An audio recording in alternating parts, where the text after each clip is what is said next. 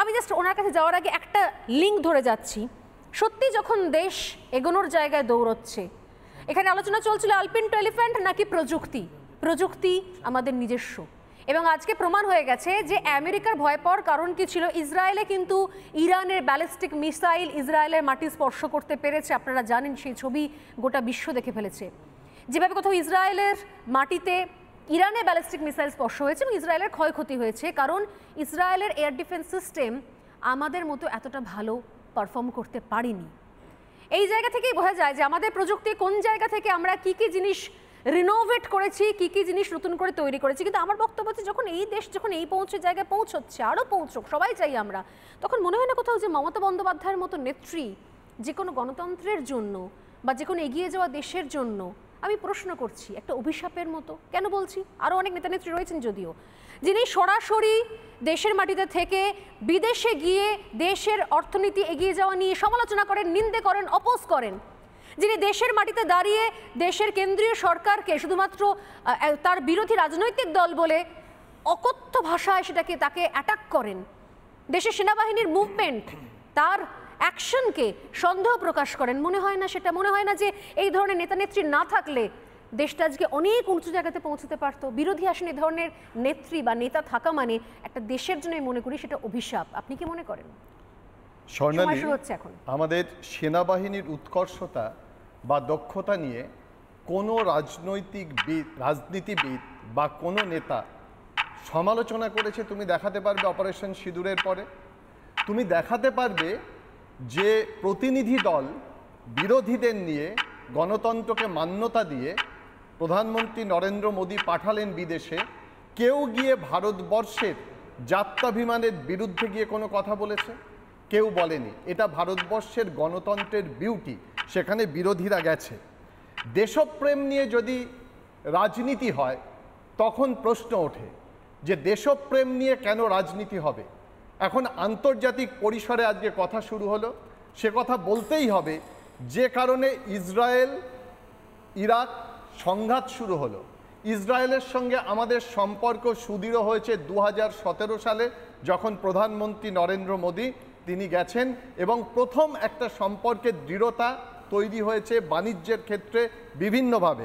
ইসরায়েলের সঙ্গে আমাদের প্রতিরক্ষা সরবরাহকারী কৌশলগত অংশীদারিত্ব বা স্ট্র্যাটেজিক পার্টনারশিপ ইসরায়েলের সঙ্গে রয়েছে। কিন্তু অন্যদিকে আরেকটা শক্তি, যখন ভারত এবং ইরাক 2023-24 বাণিজ্য করছে কত 33.36 বিলিয়ন মার্কিন ডলার, তাহলে আমাদের আজকে প্রশ্ন যে আমরা কাদের সমর্থন করব, ইসরায়েলকে নাকি ইরাককে? আরব দেশগুলোর সঙ্গে আমাদের সম্পর্ক কি? সেই মুহূর্তে দাঁড়িয়ে ভারতবর্ষের রাজনীতিতে তুমি জানো, তুমি নিজে যুদ্ধক্ষেত্রে গেছো ইরাক ইরানের, সেখানে নির্ণায়ক শক্তি ছিল ভারতবর্ষ। ভারতের প্রধানমন্ত্রী যে বিশ্বগুরু সেটা নিয়ে সন্দেহ নেই, কিন্তু এই কথা বলতেই হবে আমাদের যে আজকে যে মুহূর্তে আমরা দাঁড়িয়ে আছি এই যুদ্ধের ফলে তেলের দাম কোথায় পৌঁছাতে পারে এবং তার ফলে দৈনন্দিন জিনিসপত্রের দাম বাড়বে। অসংগঠিত শ্রমিকরা যদি আরব থেকে চলে আসে তাহলে বিদেশি মুদ্রা আমাদের দেশে আসার পরিমাণ কমবে এবং একই সঙ্গে গ্যাসের আমদানি সেটা কমতে থাকবে। তুমি আরেকটা কথা ভেবে দেখো, ভারত সত্যিই বিশ্ব শক্তি, কিন্তু এর পাশাপাশি আমাদের প্রতিবেশী দেশগুলোর সঙ্গে সম্পর্ক কোথায় গিয়ে দাঁড়াচ্ছে? আজকে কেন বাংলাদেশ, নেপাল, ভুটান এরা অবশ্যই চীনের উপর নির্ভরতা বাড়াচ্ছে? একটা সময় ভারতবর্ষের সঙ্গে তাদের বন্ধুত্বের সম্পর্ক ছিল। আমি এই কথা বলবো অবশ্যই যে ভারতের শক্তি বিশ্বের সমীহ করার মতো এবং দেশের স্বার্থে ভারত অহংকার করতে পারে। আজকে যে কোনো রাজনৈতিক দল তার রাজনীতিকে ছেড়ে দিয়ে ভারতবর্ষের যে শক্তি রয়েছে সেটা যুদ্ধক্ষেত্রে, অর্থনীতিতে, সমাজনীতিতে সেটা অহংকার করার মতো। আমি একজন ভারতবাসী হিসাবে তার জন্য অহংকার করতে পারি, কিন্তু তখনই মন খারাপ হয় যখন দেখি যে ভারতবর্ষ থেকে যেসব অভিবাসনকারী আমেরিকায় গেছে তাদের হাত পা বেঁধে পাঠানো হচ্ছে আর প্রধানমন্ত্রী নরেন্দ্র মোদী তার বিরুদ্ধে একটি কথা বলছেন না। তখনই মন খারাপ হয় যখন ভারতের পণ্যের উপর শুল্ক বসানো হয়, তখনই মন খারাপ হয়, বিষণ্ণ হয় যখন IMF বিশ্ব ব্যাংকে পাকিস্তানকে লোন দেবে বলে আর আমেরিকা তাকে সমর্থন করে, ভারতবর্ষ চুপ থাকে। ছাত্রদের ফিরিয়ে দেওয়ার হুমকি হয় এবং ছাত্রদের ভিসার ক্ষেত্রে চুপ করে থাকে। আমরা ভারতবর্ষের জন্য অহংকার করতে পারি, কিন্তু ভারতবর্ষের জাত্যাভিমানে যদি রাগে তাহলে তার বিরুদ্ধে প্রতিবাদও আমাদের করতে হবে। বেশ, একটা বিষয় স্পষ্ট বিশ্বজিৎবাবুর বক্তব্য থেকে অন্তত, যে বিরোধী মানে সর্বক্ষেত্রে সমর্থন এমন তো হওয়া সম্ভব নয়। বিরোধীরা যদি প্রশ্ন না করে, বিরোধীরা যদি কিছু কিছু পলিসি যেটা বিরোধীদের মনে হচ্ছে দেশে থেকে সমালোচনা করার দরকার সেটা যদি না করে, তাহলে বিরোধী রাজনীতি মানেটা কি, তাহলে গণতন্ত্রের মানেটা কি? খুব পার্টিকুলার একটা জায়গা তুলে ধরেছেন বিশ্বজিৎবাবু, কিন্তু যে বিষয়গুলো নিয়ে ক্লিয়ার হলো না তা হচ্ছে বিদেশে গিয়ে দেশের সপক্ষে দাঁড়িয়ে এক কথা বলবো আর দেশের মাটিতে অন্য কথা বলবো।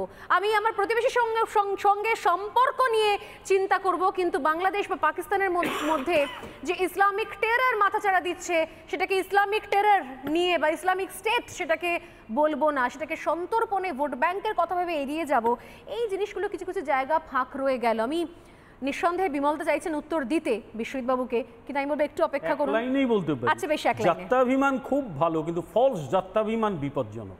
ব্যাখ্যাটা পরে করব। আমি ব্যাখ্যা নিয়ে পরে আসবো। নিঃসন্দেহে পাল্টা উত্তর দেওয়ার জন্য বিশ্বজিৎবাবু তৈরি থাকবেন। নানা ধরনের কন্টেন্ট দেখার জন্য লাইক করুন, শেয়ার করুন আমাদের ফেসবুক পেজ, সাবস্ক্রাইব করুন আমাদের ইউটিউব চ্যানেল। পাশাপাশি অন্যান্য ব্রেকিং নিউজের জন্য অবশ্যই চোখ রাখুন রিপাবলিক বাংলায়।